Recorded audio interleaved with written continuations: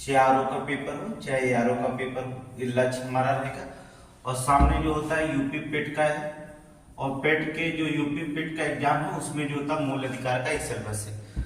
हमने पेट में जो होता है 5 चैप्टर कवर कर दिया है, मतलब हमने इसके पहले आपको पढ़ाया था लेकिन यूट्यूब पे नहीं पढ़ाया था, तो ऑफलाइन क्लास थी, इसलिए ऑनलाइन क्लास में यूट्यूब में भी जो होता है कुछ क्वेश्चन को जो होता है हमने सोचा कि 30 चैप्टर जो जीएस के 30 चैप्टर कवर कर लेंगे और हिंदी का कवर कर लेंगे।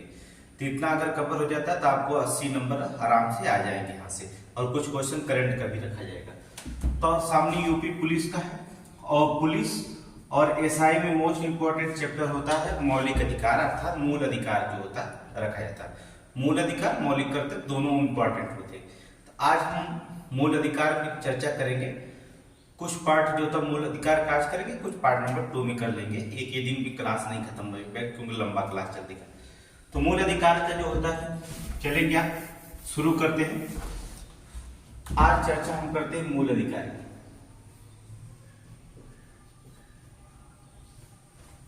देखिए मूल अधिकार जो होता है आपके भाग 3 में, जब संविधान पढ़ेंगे तो भाग 3 में जो होता है, भाग 3 में जो होता है मूल अधिकार की चर्चा की गई है, और अनुच्छेद 12 से 35 तक ले मूल अधिकार के बारे में बताया है। आर्टिकल अगर पढ़ेंगे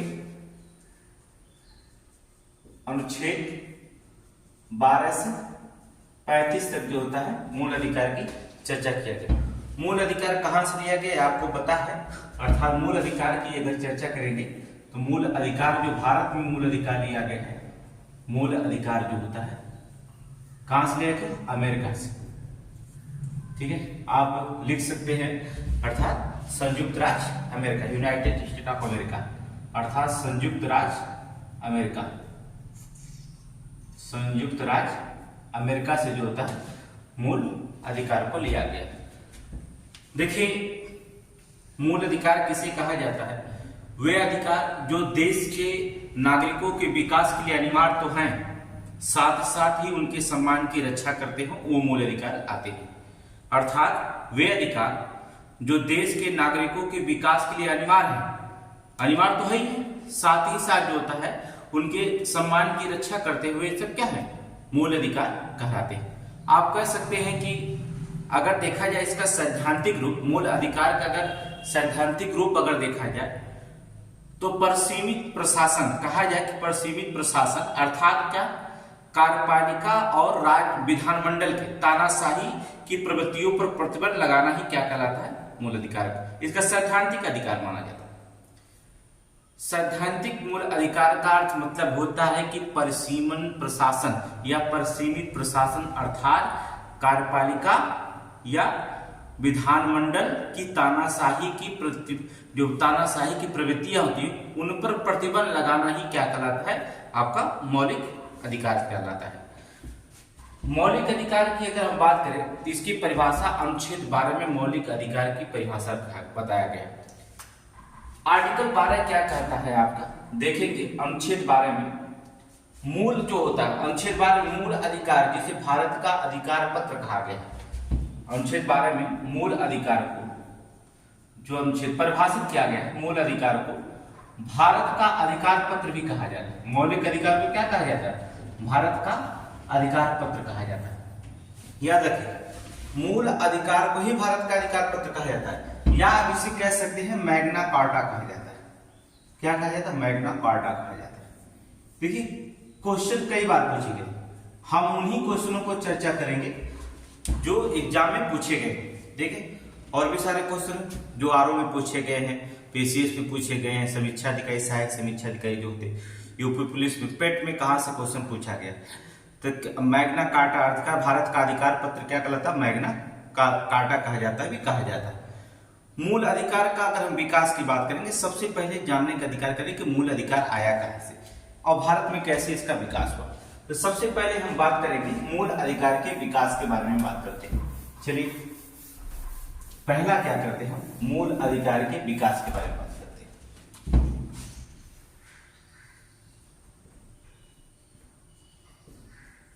मूल अधिकार के विकास,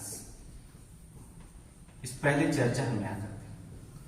देखिए वर्ष 1215 में इंग्लैंड में जो होता है मैग्ना कार्टा से ही मौलिक अधिकारों का विचार का सूत्रपात हुआ था। कहां पर? इंग्लैंड, 1215 में। देखिए वर्ष जो होता है 1215 में इंग्लैंड में जो होता है, इंग्लैंड में जो था मैग्ना कार्टा से, इंग्लैंड में जो होता है एक नियम आया मैग्ना कार्टा। इस मैग्ना कार्टा से ही जो होता है, मैग्ना कार्टा से ही मौलिक अधिकारों के विचार का सबसे सूत्रपात हुआ था। तो अगर क्वेश्चन पूछा जाता है कि मैग्ना कार्टा अधिकार पत्र का सूत्रपात कहां से शुरू हुआ था, तो इंग्लैंड से शुरू हुआ था 1215 से। मैग्ना कार्टा अधिकार पत्र का कब? 1215 ईस्वी में सूत्रपात हुआ था। इसके बाद जो होता है एक फ्रांसीसी क्रांति चली थी। फ्रांसीसी क्रांति 1789 की, आप जानते होंगे फ्रांसीसी क्रांति हुई। इसके बाद की बात करते हैं फ्रांसीसी क्रांति राजा के विरुद्ध हुई 1789 में। वहां के तानाशाह के विरुद्ध जो होता फ्रांसीसी क्रांति 1789 में हुई थी। संविधान में अधिकारों की कुछ घोषणा की गई और व्यक्ति के जीवन के लिए आवश्यक कुछ अधिकारों को संवैधानिक मान्यता भी वहां पर दी गई थी। तो 1789 में जो होता फ्रांसीसी क्रांति में भी जो होता कुछ जो होता है, ज्यादा नहीं, कुछ जो होता है अधिकार उन्हें प्रदान किया गया था। कुछ अधिकार जो होता वहां पर प्रदान किए गए थे। उस क्रांति में व्यक्ति के जीवन से जुड़े कुछ अधिकार को जो होता वहां पर दिया गया था फ्रांसीसी की क्रांति में। 1791 में जो होता है अमेरिका में अधिकार पत्र को शामिल किया गया था। अमेरिका में कब शामिल किया गया था? जहां से हमने लिया अधिकार पत्र 1791 में अमेरिका में जो होता है अधिकार पत्र को अर्थात मैग्ना कार्टा को अधिकार पत्र को शामिल किया गया था। शामिल किया गया। देखिए मूल अधिकार का विकास की अगर हम बात करेंगे तो वर्ष 1215 ईस्वी में इंग्लैंड के एक मैग्ना कार्टा से शुरुआत मानी जाती है और फ्रांसीसी क्रांति 1789 में कुछ व्यक्ति जो होता है, जब क्रांति हुई तो कुछ व्यक्तियों को कुछ अधिकार दिया गया जिससे अधिकार पत्र कहा गया। और 1791 में जो होता है अधिकार पत्र को अमेरिका क्या करता है, अपने संविधान में क्या करता है, शामिल कर लेता है। और यहीं से जो होता है हम भी भारत के जो मौलिक मूल अधिकार है संयुक्त राज्य अमेरिका से हमने भी लिया है, जो वहां पर शामिल किया गया। अगर अब भारत की हम बात करते हैं कि भारत में इसकी शुरुआत कहां मानी जाती है, मूल अधिकार की शुरुआत भारत में कहां मानी जाती है? मोस्ट इंपॉर्टेंट है कि भारत की शुरुआत कहां से मानी जाती है। भारत की अगर हम चर्चा करें, देखिए सबसे पहले अगर हम बात करें सर्वप्रथम भारत के मौलिक अधिकारों की मांग 1895 में हुआ था। सर्वप्रथम मांग कब हुई थी? सर्वप्रथम जो होता है मौलिक अधिकार जो होता मौलिक अधिकार की मांग जो हुई थी वो 1895 में हुई थी। किसके द्वारा किया गया था? बाल गंगाधर तिलक द्वारा। बाल गंगाधर तिलक द्वारा जो होता है 1895 में सर्वप्रथम जो होता है मौलिक अधिकारों की मांग की गई थी। कुछ वहां पर देखा जाए कि मूल अधिकार में जो होता भारत सर्वप्रथम मांग कब किया गया था? क्वेश्चन बहुत बार पूछा गया था वनडे एग्जाम में कि सर्वप्रथम जो होता मौलिक अधिकार की मांग जो होता कब की गई थी, किस वर्ष की गई? तो 1895 में जो होता मौलिक अधिकार की मांग की गई थी सबसे पहले, अर्थात बाल गंगाधर तिलक द्वारा जो होता मौलिक अधिकार की मांग की गई।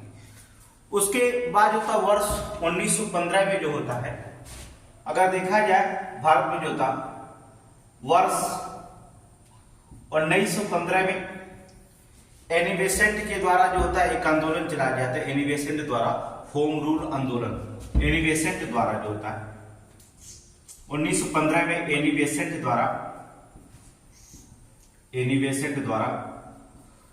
होम रूल आंदोलन।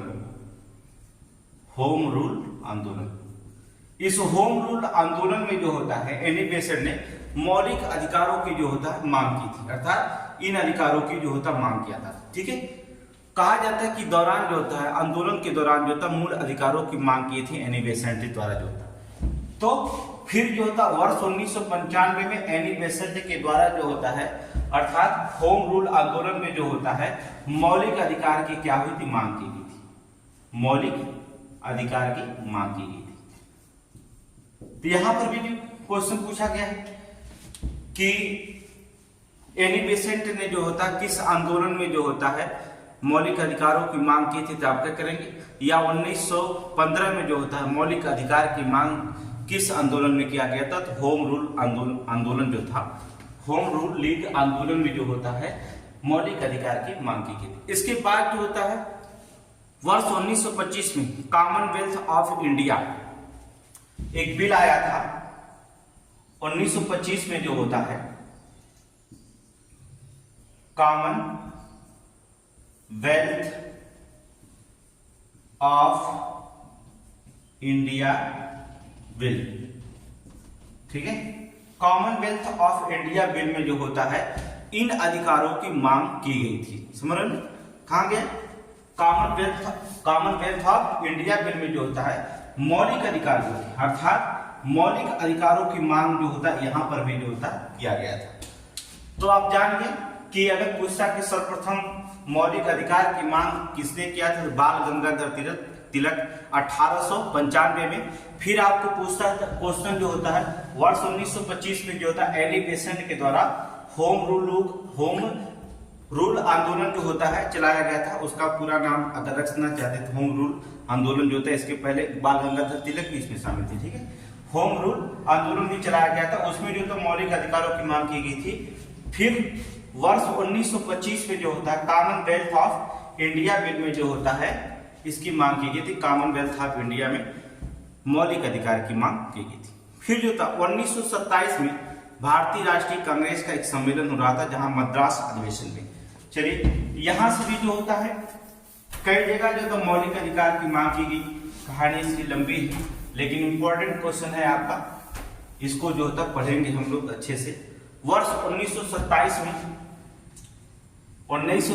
में कांग्रेस का एक अधिवेशन हो रहा था, अखिल राष्ट्रीय कांग्रेस मद्रास, ये जानेंगे, लिख लेंगे अखिल भारतीय या राष्ट्रीय, कुछ भी लिखेंगे। देखिए क्वेश्चन पूछा जाता है, अब क्वेश्चन में पूरे के पूरे क्वेश्चन रखे जाएंगे, ठीक है। तो लिखेंगे भारतीय राष्ट्रीय कांग्रेस अधिवेशन जो था, अधिवेशन कहां पर हो रहा था, मद्रास, याद रखिएगा मद्रास। तो भारतीय राष्ट्रीय कांग्रेस से अधिवेशन मद्रास में जो होता है एक प्रस्ताव पारित किया गया था, उसमें मूल अधिकारों की घोषणा की गई थी, ठीक है। यहां पर मद्रास में क्या किया गया, एक प्रस्ताव पारित किया गया जिसमें जो होता मूल अधिकारों की घोषणा की गई थी, मूल अधिकारों की जो होता है घोषणा की गई, याद रखिएगा। यहां पर भी जो होता मूल अधिकारों की घोषणा की गई। वर्ष 1927 में जो होता है भारतीय राष्ट्रीय कांग्रेस के मद्रास अधिवेशन में जो होता है एक प्रस्ताव पारित किया गया जिसमें मूल अधिकारों की जो होता है घोषणा की गई थी, अर्थात मूल अधिकार की घोषणा की गई। इसके बाद जो होता है वर्ष 1928 में भारत की स्वतंत्रता जो होता संघर्ष के दौरान भारतीय नेताओं में जो होता था अधिकार को महत्व को समझा। जब भारत की स्वतंत्रता संघर्ष चल रहा था उस समय भारतीय नेताओं ने जो होता है मूल अधिकार को बहुत अच्छी तरह से समझ लिए, और वर्ष 1928 में मोतीलाल नेहरू ने, नाम सुने होंगे, एक समिति बनाई थी, अर्थात 1928 में मोतीलाल नेहरू की समिति ने जो होता है अधिकारों के घोषणा पत्र की मांग भी उठाई थी। कब, वर्ष 1928 में, जब भारत की स्वतंत्रता संघर्ष के नेताओं को समझ में आ गया कि मौलिक अधिकार बहुत जरूरी है, तो और भी मांग जो होती बहुत तीव्र उठने लगी थी। मांग जो होता और भी क्या होने लगी थी, तीव्र उठने लगी थी। तो उसी समय एक बात बताएं, वर्ष 1928 में जो होता आप सुने होंगे, 1928 में मोतीलाल नेहरू समिति में होता है, मोतीलाल नेहरू ने एक समिति बनाई थी। इस समिति के द्वारा, मोतीलाल नेहरू समिति के द्वारा जो होता है अपने अधिकारों की एक घोषणा पत्र में मांग की थी, ठीक है। मौलिक अधिकारों की घोषणा पत्र में मांग उठाई, घोषणा पत्र में जो था मांग उठाई। देखिए जब 1927 में तो जो होता है एक प्रस्ताव पारित कर ही दिया गया था मूल अधिकारों में, लेकिन जब भारत में लोग स्वतंत्रता के लिए लड़ रहे थे और संघर्ष कर रहे थे, उसी समय बहुत भारतीय नेताओं के मन में हुआ कि हमें भी कुछ मूल अधिकार चाहिए। तो वर्ष 1928 में मोतीलाल नेहरू ने एक समिति बनाई। उन समिति के माध्यम से अपने अधिकारों को जो होता है एक घोषणा पत्र में जो होता मांग उठाई। फिर 1931 में कराची अधिवेशन हुआ। देखेंगे 28 के बाद जो होता है 1928 के बाद वर्ष 1931 में बहुत जगह मूल अधिकारों की मांग उठाई गई थी। ऐसे नहीं मूल अधिकार मिले, देश सन याद करेंगे, किसने किसने उठाया था वो याद करेंगे। यहां से क्वेश्चन मूल अधिकार से हर एग्जाम में एक क्वेश्चन यहां से आता है। तो वर्ष 1931 में कहां अधिवेशन हुआ था? 1931 में आपको पता होगा कराची अधिवेशन। कराची अधिवेशन में, और कराची अधिवेशन की जो होता अध्यक्षता करने वाले व्यक्ति का बहुत बार नाम पूछा जाता है कि कराची अधिवेशन की अध्यक्षता किसने किया था। बहुत बार पूछा जाता है, सरदार वल्लभ भाई पटेल। नाम लिखते रहे, याद रखिएगा। अध्यक्षता कौन किया था? सरदार वल्लभ भाई पटेल। ठीक है। तो कराची अधिवेशन में जो होता है घोषणा पत्र में भी जो होता मूल अधिकारों की मांग की गई है। ठीक है। कब? 1931 में कराची अधिवेशन में जो होता है मूल अधिकारों की जो होता है मांग की गई। मूल अधिकारों की मांग की गई थी, याद रखिएगा, मांग की गई थी। तो यहां पर भी जो होता है सरदार वल्लभ वर्ष जो होता वर्ष 1931 में कराची अधिवेशन की अध्यक्षता सरदार वल्लभ भाई पटेल जी कर रहे थे। और कराची अधिवेशन में भी जो होता है कांग्रेस ने जो होता है अपनी घोषणा पत्र में, कौन? कांग्रेस, अर्थात कांग्रेस ने अपनी घोषणा पत्र में जो होता है मूल अधिकारों की मांग की थी। मूल अधिकारों की बाद में जो होता है अगर देखा जाए मूल अधिकार जो होता है 27 फरवरी, मूल अधिकारों का जो होता है 27 फरवरी जब भारत स्वतंत्र हो गया। 1945 में भी जो होता है तेज बहादुर सप्री की रिपोर्ट में कहा गया था भारतीय संविधान में मूल अधिकारों को शामिल किया जाना चाहिए। क्वेश्चन कई बार पूछा जाता है किस व्यक्ति ने कहा था कि भारत के संविधान जब भारत स्वतंत्र हुआ मतलब कगार पे था या संविधान सभा बैठक हुई थी पहली दफे, तो उसमें जो होता है तेज बहादुर सप्रू जो थे अपनी रिपोर्ट दिए थे और उसने रिपोर्ट में कहे कि जो होता है भारत के संविधान में जो होता है मूल अधिकारों को जो होता है शामिल किया जाएगा। तो भी क्वेश्चन पूछा जाता है कि किसने कहा? वर्ष 1945 में तेज बहादुर सप्रू की रिपोर्ट में जो होता है रिपोर्ट में कहा गया, क्या कहा गया कि संविधान में जो होता है संविधान में मूल अधिकार को शामिल किया जाना चाहिए। मूल अधिकार को शामिल किया जाना चाहिए। अब क्वेश्चन यहां से भी पूछा जाता है कि किस व्यक्ति ने कहा था कि भारत के संविधान में जो होता है संविधान का निर्माण करते भारतीय संविधान में मूल अधिकारों को भी शामिल किया जाना चाहिए। तो किसने कहा? तेज बहादुर सप्रू जो था अपने रिपोर्ट में कहे थे। वर्ष 1945 में वो अपना रिपोर्ट दिए थे और उस रिपोर्ट में कहें कि भारत के जो होता संविधान में जो होता है मूल अधिकारों को विशेष रूप से शामिल किया जाना चाहिए। 27 फरवरी 1947 को जो होता संविधान सभा में वल्लभ भाई पटेल की अध्यक्षता में एक मूल अधिकार की परामर्श समिति का गठन किया गया था। मूल अधिकार का एक परामर्श समिति गठन किया गया था। देखेंगे कि कैसे मूल अधिकार बनाया जाए, इसके लिए एक बैठक हुई 27 फरवरी 1947 को। किसकी? देखेंगे कब इसके बैठक मूल अधिकारों की मांग हुई। इसके बाद जो होता है पटेल जी जो होता बैठक करते हैं, अर्थात 27 फरवरी 1947 को जो होता है किसकी अध्यक्षता में? सरदार वल्लभ भाई पटेल। संविधान सभा ने जो होता है एक बैठक हुई संविधान सभा में जो होता है बैठक हुई और सरदार वल्लभ भाई पटेल की अध्यक्षता में हुई थी। याद रखना अध्यक्षता कौन कर रहे थे? अध्यक्षता अगर पूछता है तो अध्यक्षता जो होता है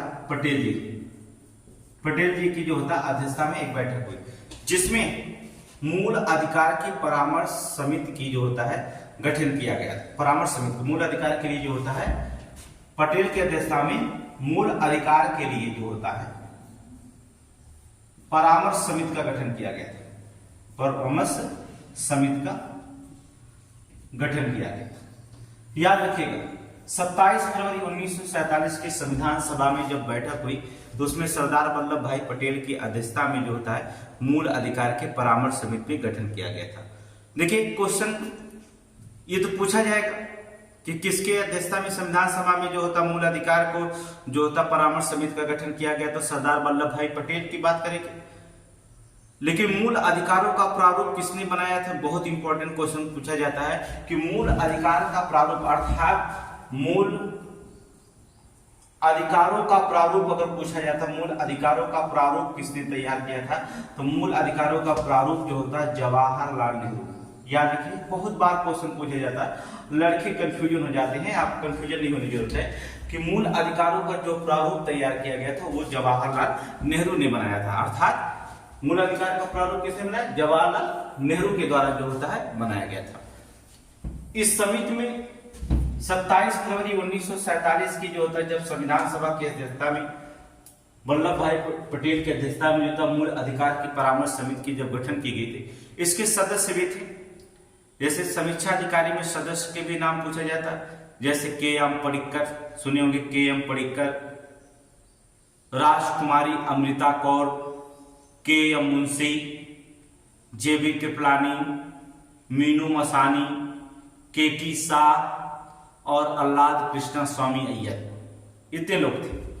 तो कितने लोग थे, किसको किसको हमने बताया, के.एम. पडिक्कर, राजकुमारी Amrita Kaur, KM. Munshi, JB. Kripalani, Meenu Masani, K.T.. Shah और अल्लाद कृष्णा स्वामी अय्यर। अल्लादी नाम पूरा था, अल्लादी कृष्णा स्वामी अय्यर।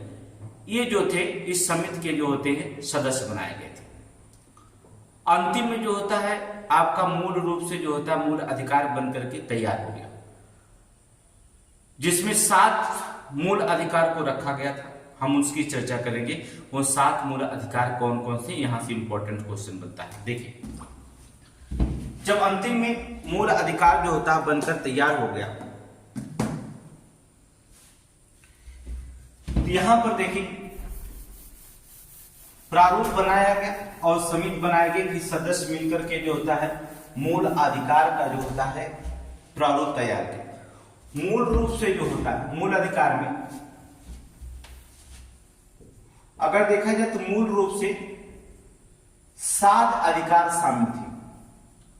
मूल अधिकार कितने शामिल थे, 7 अधिकार शामिल थे। लेकिन अगर वर्तमान में देखा जाए, वर्तमान में केवल आपके 6 मौलिक अधिकार हैं। आपके पास 6 मौलिक अधिकार है। एक मौलिक अधिकार था जो आर्टिकल 31 में था, इसमें 7 मौलिक अधिकार थे। वर्तमान में आपके 6 जो होता मूल अधिकार केवल है, अर्थात मौलिक अधिकार है। एक मौलिक अधिकार अनुच्छेद 31 में जो होता है 31 में जो होता है संपत्ति का अधिकार था। कौन सा, ये क्वेश्चन बहुत बार पूछा जाता है। संपत्ति का अधिकार आर्टिकल 31 संपत्ति का अधिकार, ये कोई भी एग्जाम दे होंगे, हर एक एग्जाम में इस क्वेश्चन बहुत बार क्वेश्चन जो होता है पूछा जाता है कि संपत्ति का अधिकार किस संविधान संशोधन के द्वारा जो था हटा दिया गया था। तो ये बहुत सिंपल सी बात है। आर्टिकल 31 में संपत्ति का अधिकार था। 44वां संविधान संशोधन हुआ 44, 40वें संविधान संशोधन कब हुआ था, 1978 में। याद रखिएगा 44वें संविधान संशोधन सन 1978 के द्वारा जो होता है संपत्ति को अधिकार को हटा समाप्त कर दिया गया। इसके द्वारा जो था संपत्ति के अधिकार को क्या कर दिया गया, समाप्त कर दिया गया।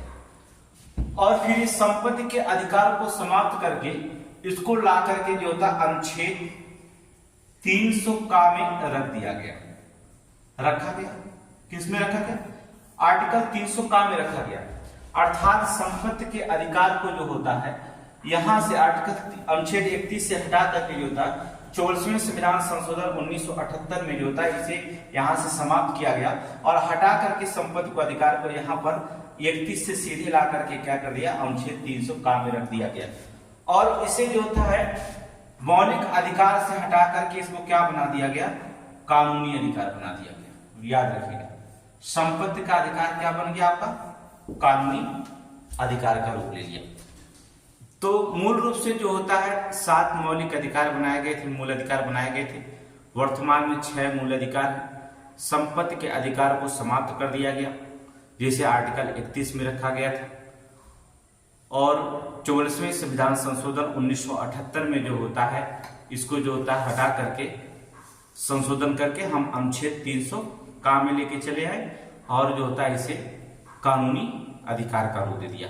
तो आपके पास कितने बच गए, 6 मौलिक अधिकार बच गए। अब इन 6 मौलिक अधिकार में जो होता है यूपी पुलिस के अगर एग्जाम देने जाते हैं या पेट के एग्जाम देने जाते हैं तो इसमें आर्टिकल पूछता है, बहुत देखेंगे कौन सा अधिकार किस आर्टिकल के तहत जो होता है रखा गया। तो आप थोड़ी सी चर्चा करेंगे। पहले आप ये जान लीजिए कि वो आपके 6 मौलिक अधिकार हैं कौन कौन, जो 6 मूल अधिकार आपके कौन कौन उनके बारे में जानेंगे। तो देखेंगे 6 मूल अधिकार आपके हैं कौन कौन, किस आर्टिकल में पढ़ेंगे। पहला आर्टिकल पढ़ेंगे अनुच्छेद 14 से 18 तक समता का अधिकार। देखेंगे पहला आपका है। अभी 6 मौलिक अधिकार जान लीजिए ढांचे, इसके बाद एक एक के बारे में हम चर्चा करेंगे, ठीक है। अनुच्छेद 14 से 18 तक जो होता है समता का अधिकार, ठीक है, किसका है, समता का। 14 से 18 तक आर्टिकल 14 से 18 तक समता का अधिकार। अभी हम एक एक के बारे में चर्चा करेंगे, कौन सा आर्टिकल कहां रखा है। फिर अनुच्छेद 19 से 22, अनुच्छेद 19 से 22 तक हम पढ़ेंगे स्वतंत्रता का अधिकार, ठीक है, किसका अधिकार कहेंगे, स्वतंत्रता का अधिकार, ठीक है। अनुच्छेद 19 से 22 तक जो होता है स्वतंत्रता का अधिकार।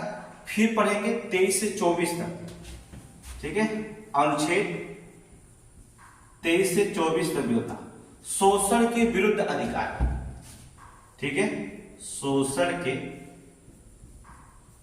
जो होता है विरुद्ध अधिकार। फिर जो होता है हम 24 से पढ़ेंगे, अर्थात 25 से 28 तक पढ़ेंगे धर्म की स्वतंत्रता का अधिकार। अनुच्छेद 25 से 28 तक धर्म की स्वतंत्रता का अधिकार, स्वतंत्रता का अधिकार। इसके बाद जो होता है हम आपके 29, 28 से 29, 30 में जो था सांस्कृतिक और शिक्षा संबंधी अधिकार। अनुच्छेद 29 से 30 तक जो होता है हम लोग सांस्कृतिक एवं शिक्षा संबंधी अधिकार, शिक्षा संबंधी अधिकार पढ़ेंगे, ठीक है। यहां पर देखेंगे 29 और 30 सांस्कृतिक एवं शिक्षा संबंधी अधिकार जो होता रखा गया। और जो होता है 31 हमने बता दिया कि आपको संपत्ति का अधिकार है, जो संपत्ति का अधिकार है उसे हटा दिया गया, वो आर्टिकल 300 काम में रख दिया। फिर बचा क्या, 32 से लेकर के 35 तक संवैधानिक उपचारों का अधिकार, ठीक है। अनुच्छेद 32 से 35 तक जो होता है संवैधानिक उपचारों का अधिकार, संवैधानिक जो होता है उपचारों का अधिकार, ठीक है। ये 6 अधिकार आपके रखे गए, 6 मौलिक अधिकार आपको पढ़ना होता। आपको एग्जाम में क्या होगा, पुलिस के एग्जाम में देखेंगे या पेट के एग्जाम में जो होता सीधे सीधे पूछ लेता है कि स्वतंत्रता का अधिकार किस आर्टिकल से किस आर्टिकल के बीच में है, तो 19 से 22। या पूछा जाता समता का अधिकार किस आर्टिकल से किस आर्टिकल के बीच में है, तो आपको बताना होगा 14 से 18, क्योंकि डायरेक्ट पूछा जाता है पुलिस में जो था। धर्म की स्वतंत्रता का अधिकार 2018 में यूपीपी में पूछा गया था कि धर्म की स्वतंत्रता का अधिकार किस आर्टिकल में जाएगी, तो 25 से 28 तक जो होता है धर्म की स्वतंत्रता का अधिकार है। सांस्कृतिक और शिक्षा संबंधी अधिकार 29 से 30 है। संवैधानिक उपचारों का अधिकार अनुच्छेद 32 से 35 तक है। शोषण के विरुद्ध अधिकार जो होता है 23 से 24, 23 और 24 में। इस सारे क्वेश्चन को हम व्याख्या से पढ़ाएंगे, आपको एक एक लाइन जो होता है आपको समझाएंगे जो होता है, जिससे आप कोई कंफ्यूजन नहीं करेंगे, कहीं से भी क्वेश्चन पूछेंगे। लेकिन यूपीपी में और पेट के एग्जाम में जो होता है इन 6 मौलिक अधिकारों को जो होता वो डायरेक्ट एग्जाम में पूछ दिया था कि शोषण के विरुद्ध का अधिकार किस आर्टिकल में, स्वतंत्रता का अधिकार किस आर्टिकल में, ठीक है। आरओ में भी इसी तरह से पूछ दिया गया था, लेकिन पैटर्न चेंज हो सकता है आरओ में भी होता है, लेकिन पेट के एग्जाम में तो ऐसे ही पैटर्न रहेगा, कोई दिक्कत नहीं है। लेकिन पुलिस में पेट में वही रहेगा, लेकिन जिन्हें आप समीक्षा में देने जाएंगे उसमें जो होता है पैटर्न थोड़ा सा चेंजिंग मिलेगा। तो हम पहला पढ़ते हैं समता का अधिकार के बारे में पढ़ते हैं। 6 अधिकार में जो होता है पहला अधिकार जो होता है आपका समता का अधिकार। समता का अधिकार कितने से कितने तक? 14 से 18 तक। अब पढ़ेंगे अनुच्छेद 14 में क्या कहा गया। देखिए अनुच्छेद 14 जब पढ़ेंगे तो उसमें बताया गया कि विधि के समझ समानता और विधियों का समान संरक्षण की बात करेंगे। विधि के समझ जो होता है समानता,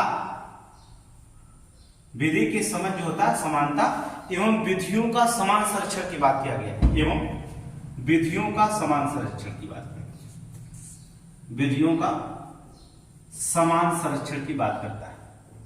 याद रखिए विधि की समझ जो होता है समता या समानता या विधियों का समान संरक्षण की बात कहा जाता है। जैसे अनुच्छेद 14 के अनुसार भारत के राज्य क्षेत्र में राज्य के किसी भी व्यक्ति के जो होता है व्यक्ति को कानून की समझ समानता और कानून के द्वारा समान संरक्षण से वंचित नहीं किया जाएगा। समझ रहे हैं? भारत देखिए क्या कहता है अनुच्छेद 14 के अनुसार भारत के राज्य क्षेत्र में राज्य किसी भी व्यक्ति को जुनून अर्थात कहा जाए कानून, ठीक है, अर्थात किसी भी व्यक्ति के कानून के समझ समानता या कानून द्वारा समान संरक्षण से वंचित नहीं किया जा सकता है। ये किसमें कहा गया? आर्टिकल 14 में कहा गया। इसलिए आप कह सकते समझ सकते कि विधि के समझ समानता अर्थात कानून के जो होता सामने सभी लोगों को जो होता है समान संरक्षण प्राप्त है, चाहे वो कोई भी हो।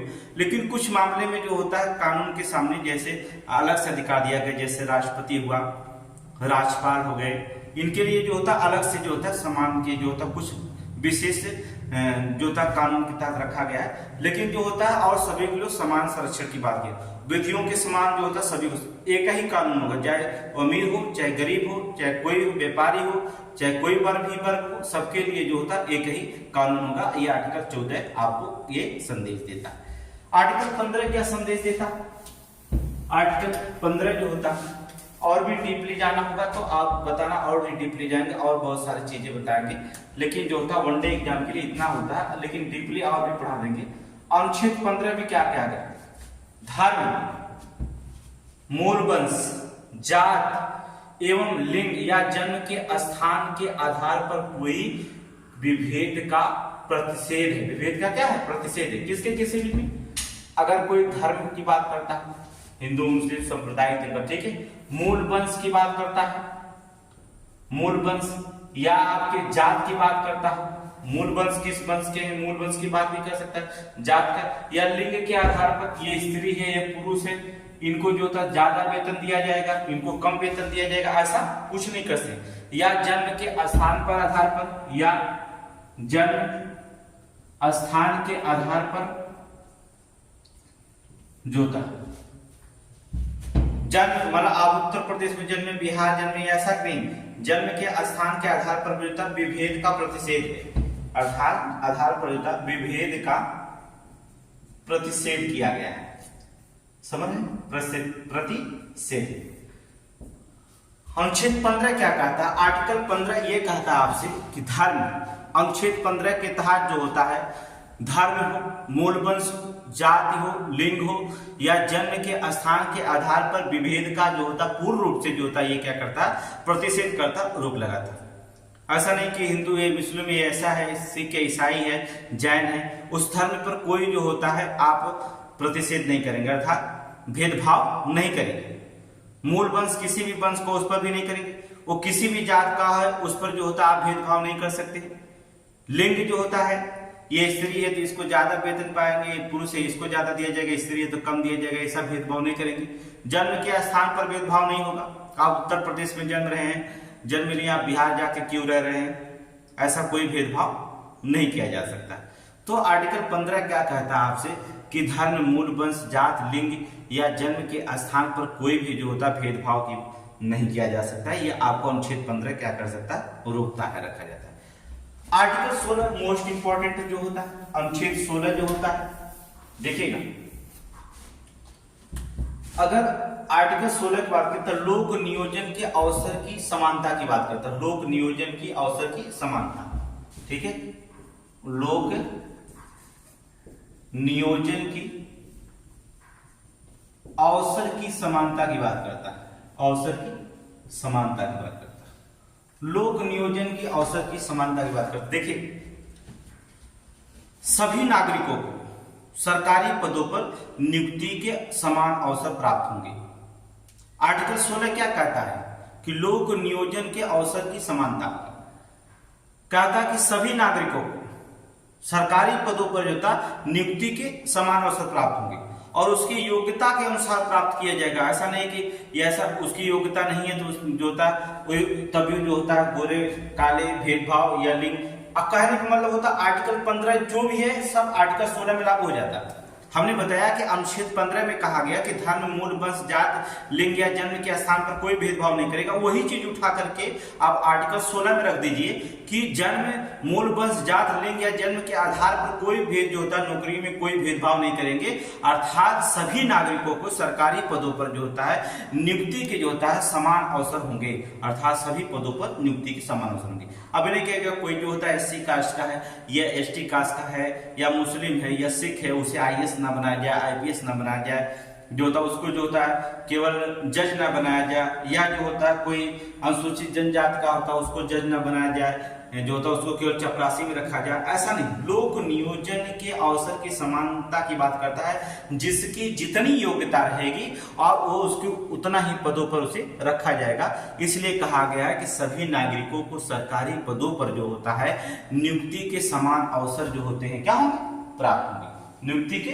समान अवसर जो होता प्राप्त होंगे। ये आर्टिकल 15 वाली चीजें समझ ली, इसी पे रखा गया। और लोक नियोजन के अवसर की समानता को थोड़ा से उल्लंघन हो रहा, इसको उल्लंघन ना हो इसके लिए सरकार ने एक प्रावधान कर दिया, 2 आर्टिकल रख दिए, एक अनुच्छेद 17, एक अनुच्छेद 18। इसमें जो होता है 2 आर्टिकल जोड़ दिए। लोक नियोजन अवसर की समानता पर 2 आर्टिकल जुड़े। अनुच्छेद 17, अनुच्छेद 17 क्या करता, अस्पृश्यता का अंत, अर्थात छुआछूत की अंत करता है, अस्पृश्यता का अंत, अस्पृश्यता का अंत की बात करता है, या आप कह सकते हैं छुआछूत का अंत। देखिए आर्टिकल 17 16 का ही भाग 17 है, अनुच्छेद 17 में रख गया कि उसका उल्लंघन ना हो उसके लिए एक कानून बना दिया गया और उसमें क्या अनुच्छेद 17 को जोड़ दिया गया। और इसके लिए भी जो होता अगर योग्यता पे पद आपकी ज्यादा योग्यता है और किसी व्यक्ति की कम योग्यता है और अनुभव भी आपको ज्यादा, फिर भी आपको जो होता सरकारी के उच्च पदोन्नति नहीं होती, किसी दूसरे व्यक्ति की हो जाती है, इसके लिए भी सरकार ने जो होता है आर्टिकल अर्थात अनुच्छेद 18 में बताया गया उपाधियों का अंत, उपाधियों का अंत बकर, अनुच्छेद 18 में उपाधियों का। अब देखिए क्या अनुच्छेद 17 क्या कहता है, अनुच्छेद 17 कहता है आपका कि किसी भी रूप में अस्पृश्यता का निषेध, अस्पृश्यता अधिनियम 1955, ठीक है, अस्पृश्यता अधिनियम 1955 बनाया गया था, इसको संशोधन करके 1976 में जो होता है इसे संशोधित कर दिया गया और एक नया नाम दे दिया गया। पहले अस्पृश्यता अधिनियम 1955 था, याद रखिएगा, ये का अस्पृश्यता अधिनियम 1955 था, अस्पृश्यता अधिनियम 1955 था। अब इसे इसको 1976 में संशोधन कर दिया गया। इसका नाम रखा गया नागरिक अधिकार संरक्षण अधिनियम। इसका नाम परिवर्तन कर दिया गया, इसको रखा गया देखेंगे नागरिक संरक्षण, ठीक है। देखिए फेरबदल होता रहता है, ठीक है। इसमें रखा जाएगा नागरिक अधिकार संरक्षण अधिनियम कह सकते हैं आप, ठीक है। पूरा लिखना चाहे तो ऐसे लिख सकते हैं नागरिक अधिकार संरक्षण अधिनियम 1955। इसका नाम चेंज कर दिया गया। पहले इसका क्या नाम था? अस्पृश्यता अधिनियम 1955 और 1976 में इसका नाम चेंज करके इसको कर दिया गया नागरिक अधिकार संरक्षण अधिनियम 1955। और इसमें क्या किया, अगर आपको जो होता है दंड का प्रावधान भी किया गया, ठीक है। इसे दंडनीय, अगर आप छुआछूत या अस्पृश्यता के भेदभाव करते हैं तो यहां पर जो था दंडनीय अपराध भी घोषित कर दिया गया कि किसी भी व्यक्ति के एक बार अगर करता, 2 बार शिकायत मिलती है, अगर तीसरी बार की शिकायत मिलती है तो इसमें सजा का भी प्रावधान है, प्लस जो था जुर्माना के भी प्रावधान कर दिया गया था। जब नागरिक अधिकार संरक्षण अधिनियम बनाया गया 1955 में, तो इसमें दोनों, अर्थात इसमें सजा का भी, उल्लंघन करने पर सजा का भी और जुर्माना का भी जो था प्रावधान किया गया। और ज्यादा अगर अस्पृश्यता का अंत किया, अर्थात छुआछूत के भेदभाव में होता है, आर्टिकल 17 का उल्लंघन होता है, तो दोनों हो सकते हैं, अर्थात सरकार के ऊपर डिपेंड करते हैं। अर्थात इसलिए जो होता है ये अधिनियम, अस्पृश्यता का अधिनियम 1955 को संशोधित करके नागरिक अधिकार संरक्षण अधिनियम 1955 में जो होता कर दिया गया, जिसमें सजा और जुर्माना दोनों का जो होता प्रावधान किया गया। दोनों हो सकता है, अर्थात दोनों का प्रावधान किया गया। लेकिन 1989 में जो होता है कानून को जो होता है SC/ST निरोधक कानून 1989 का नाम दिया गया था, याद रखिएगा। 1989 में जो होता है इस कानून का जो होता है, जो एक कानून है 1989 में अधिकार संरक्षण अधिनियम, इस कानून को 1989 में जो होता है कानून में जो होता है, कानून को जो होता है SC अनुसूचित जात अनुसूचित जनजात निरोधक कानून 1989 का नाम दे दिया गया, फिर बदल दिया गया, 1989 का नाम दे दिया गया था। तो ये होता अस्पृश्यता का अंत जो था। दूसरी चीज उपाधियों के अंत के बारे में अगर हम चर्चा करते हैं कि उपाधियों का अंत क्या करता है, अनुच्छेद 18 देखिए क्या है, मोस्ट इंपोर्टेंट है, पूरी लाइन आप समझ सकते हैं। अनुच्छेद 18 की बात करेंगे। अनुच्छेद 18 क्या करता है, उपाधियों का अंत की चर्चा करते हैं। देखिए उपाधियों के अंत की बात करेंगे। कहा गया कि सेना और शिक्षा संबंधी उपाधि को अलावा जो होता, जो भी होगा, सेना और शिक्षा संबंधी उपाधियों के अलावा राज्य अन्य कोई भी जो होता उपाधियां प्रदान नहीं कर सकता। राज्य को केवल क्या कहा गया है, राज्य को कहा गया है कि राज्य सरकार जो होती है, अर्थात राज्य सरकार जो होती है केवल सैन्य एवं शिक्षा दोनों ही, सैन्य और शिक्षा संबंधी जो होता उपाधि दे सकती है, शिक्षा संबंधी उपाधि प्रदान कर सकती है, उपाधि प्रदान कर सकती है, और इसके अलावा जो होता और कोई भी उपाधियां देने का अधिकार नहीं। तो राज्य सरकार किसको, राज्य सरकार की याद रखिएगा, सेना और शिक्षा संबंधी उपाधियों के अलावा राज्य का कोई जो होता, राज्य अन्य कोई भी उपाधियां जो होता प्रदान नहीं कर सकती है। किसके, आर्टिकल 18 में कहा गया, अनुच्छेद 18 में कहा गया है। आपको जो था याद रखिएगा, अनुच्छेद 18 में कहा गया, कई बार आरओ में क्वेश्चन पूछा गया, आरओ एआरओ में क्वेश्चन यहां से पूछा गया।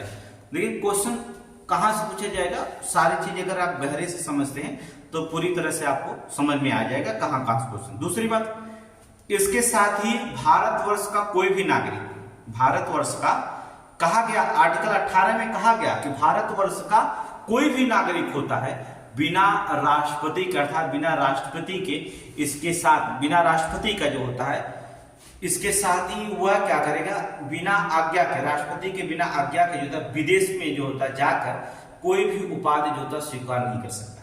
कहने का मतलब क्या होता है, आर्टिकल 18 में ये बताया गया है, अनुच्छेद 18 में जो था ये बताया गया है कि भारत का कोई भी नागरिक, भारतवर्ष का कोई भी नागरिक हो बिना राष्ट्रपति के आज्ञा से विदेशों में से भी कोई भी विदेश में जा रहे हैं, कहीं भी देश में जा रहे हैं जो होता है, ऐसा नहीं कि अमेरिका गए रोज कहीं भी जा रहे हैं, बिना राष्ट्रपति के आज्ञा के विदेशी राष्ट्र से भी कोई उपाधियां स्वीकार नहीं कर सकता। लेकिन एक चीज रखा गया इसमें, यह केवल निर्देशात्मक पर रखा गया, आदेशात्मक इसे नहीं बनाया गया था। इसे लोग लागू भी कम करते, लाग जाकर के बहुत सारे लोग उपाधियां धारण कर लेते हैं। अगर इसे आदेशात्मक बना दिया गया होता तो राष्ट्रपति की अनुमति लेना अनिवार्य माना जाता, लेकिन इसे निर्देशात्मक रूप में ही रखा गया। इसलिए जो होता है कोई भी व्यक्ति जाकर के जो होता है दूसरे राज्य से जो होता है क्या कर सकता है, दूसरे देश से जाकर के जो था उपाधियां ले लेता है, राष्ट्रपति की अनुमति बाद में आकर के ले लेता है। 1996 में सर्वोच्च न्यायालय ने बताया राष्ट्रीय पुरस्कारों को जो होता है, उन्होंने 1996 में एक फैसला आया कि राष्ट्रीय पुरस्कारों के बारे में जो होता है कि विदेशों को दिया जाए ना दिया जाए, उसमें भी जो होता है एक चर्चा हुई थी बहुत सारे जो होता है विदेशी नागरिकों के बारे में। 1996 में सर्वोच्च न्यायालय के फैसला आया कि भारत रत्न, पद्म विभूषण, पद्म भूषण या आप पद्मश्री को जो था संवैधानिक मान्यता को जो था, संवैधानिक वैधता को जो था शक्ति को ठहराया गया था। ठीक है, सर्वोच्च न्यायालय ने यह भी कहा कि पुरस्कार पाने वाला व्यक्ति, सर्वोच्च न्यायालय ने कहा कि पुरस्कार पाने वाला जो व्यक्ति होता है, कोई भी व्यक्ति हो, व्यक्ति द्वारा प्रत्यय या उपसर्ग के रूप में इसका प्रयोग नहीं किया जाएगा। यह भी याद रखिए, सर्वोच्च न्यायालय का कथन है कि अगर भारत रत्न, पद्म भूषण, पद्मश्री या पद्म विभूषण जो भी वो पुरस्कार पाता है और पुरस्कार पाने वाला व्यक्ति जो होता है द्वारा उसका प्रत्यय और उपसर्ग में इसका प्रयोग नहीं किया जाएगा, प्रत्यय और उपसर्ग में इसका प्रयोग नहीं किया जाना चाहिए, अथवा अन्यथा उसे क्या करना पड़ेगा, पुरस्कार को वापस देना पड़ेगा। अगर वो ऐसा करता है तो उस पुरस्कार को क्या करना पड़ेगा, वापस देना पड़ेगा। ये आर्टिकल 18 की बात करता है। मोस्ट इंपोर्टेंट होता है ये तो 18 की बात हुई, लेकिन आपको जो होता है अनुच्छेद जो होता है, आपको स्वतंत्रता का अधिकार, यहां से क्वेश्चन बहुत बार क्वेश्चन आता है, उसे समझने की कोशिश कीजिए। ठीक है, देखिए आपको अनुच्छेद स्वतंत्रता का अधिकार 19 से जो होता है 22 तक की बात करेंगे। इसको जो होता है हम चर्चा कल करेंगे, 19 से 22 तक की चर्चा कल करेंगे। 23-24 स्वतंत्रता का अधिकार में जो होता है 3 स्वतंत्रता अधिकार पढ़ाएंगे, स्वतंत्रता का अधिकार, शोषण के विरुद्ध अधिकार। लेकिन आप आर्टिकल 19 देख सकते हैं क्या होता है। अनुच्छेद 19 स्वतंत्रता का अधिकार,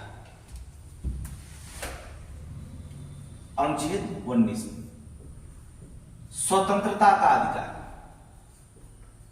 स्वतंत्रता का अधिकार। देखिए अभी 15 मिनट बाद एक दूसरा क्लास शुरू होने में, तब तक हम पढ़ लेंगे। अनुच्छेद 19 जो था स्वतंत्रता का अधिकार के बारे में अगर चर्चा करते हैं तो आपको बताया गया स्वतंत्रता का अधिकार 19 से 22 तक बढ़ा गया। तो स्वतंत्रता के कितने स्वतंत्रता का अधिकार है आपके पास, 6 अधिकार आपको दिया गया है। ठीक है, हमने अभी बताया कि स्वतंत्रता का अधिकार कितने अधिकार आपके पास है, 6 अधिकार, अर्थात 6 अधिकार आपके पास है स्वतंत्रता के अधिकार में। याद रखिएगा 6 अधिकार दिया गया, आप बता रहे कौन कौन सा अधिकार दिया गया।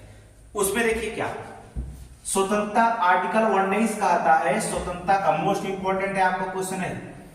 यहां से क्वेश्चन चाहे पुलिस एग्जाम हो चाहे पेट हो, सब जगह से यहां से क्वेश्चन पूछे जाते हैं। तो क्या क्वेश्चन पूछे जाते हैं उस पर चर्चा करते हैं। देखिए आर्टिकल 19 आपसे कहता है कि स्वतंत्रता के 6 अधिकार कौन कौन है आपके पास। पहला है वाक या अभिव्यक्ति की स्वतंत्रता।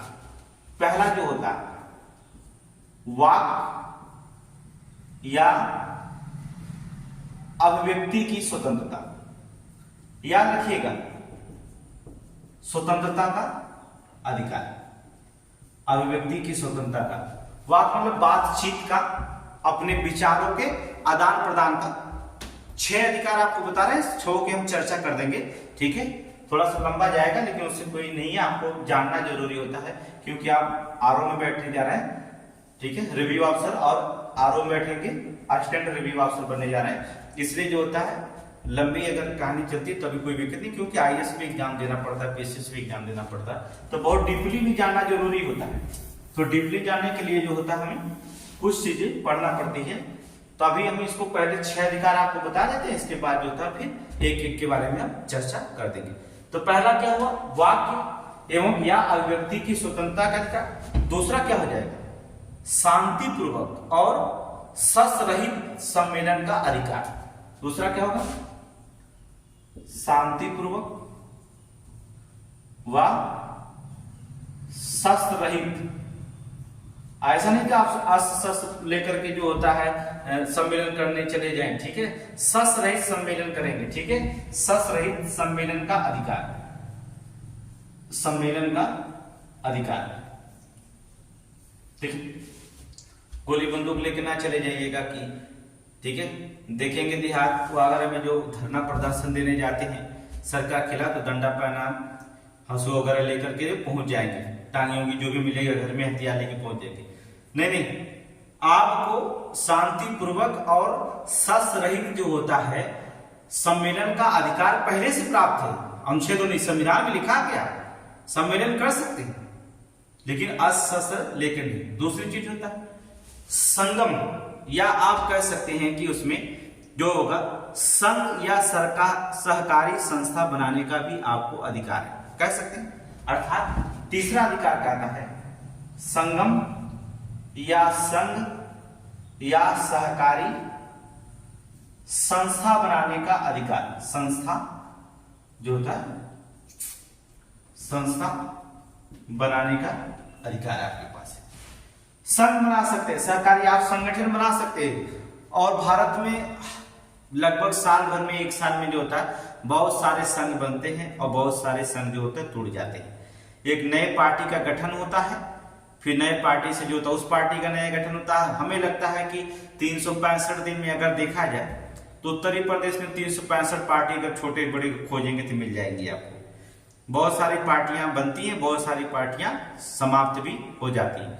तो यहां लिखा कि आर्टिकल 19 आपको कहता है कि संगम, संघ, सहकारी संस्था बनाने का आपके पास अधिकार है, सहकारी संस्था बनाने का आपका अधिकार दिया गया। दूसरी कहता है भारत के राज्य क्षेत्र में सर्वत्र आबाद संरक्षण का अधिकार है। भारत के राज्य क्षेत्र में, अगला कहता है भारत के राज्य क्षेत्र में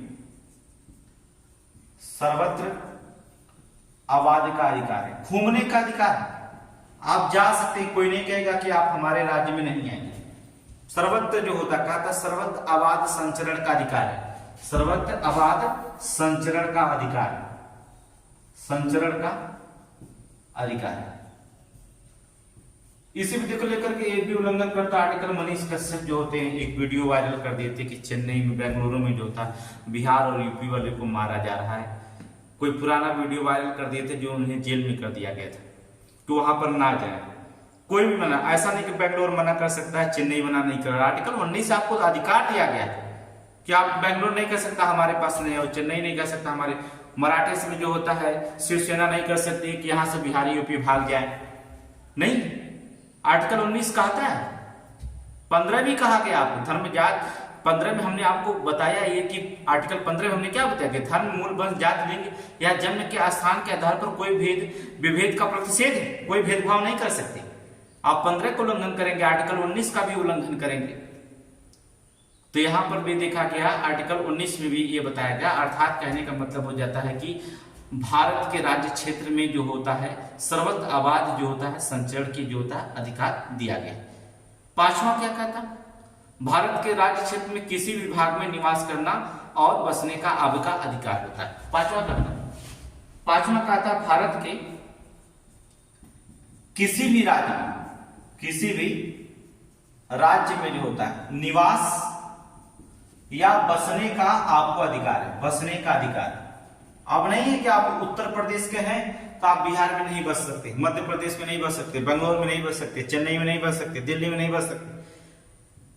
आर्टिकल 19 कहता है अगर आप भारत के राज्य क्षेत्र में जन्मे हैं, भारत के क्षेत्र में जन्मे हैं, राज्य क्षेत्र में जन्मे हैं, आपको नागरिकता है तो आप भारत के किसी भी राज्य में चले जाए, किसी भी भारत के किसी भी कोने में जो होता आपको जो होता बसने का अधिकार दिया गया। आर्टिकल 370 के तहत 35 से भी जो होता के तहत जो होता है जमीन नहीं खरीदी जा सकती थी।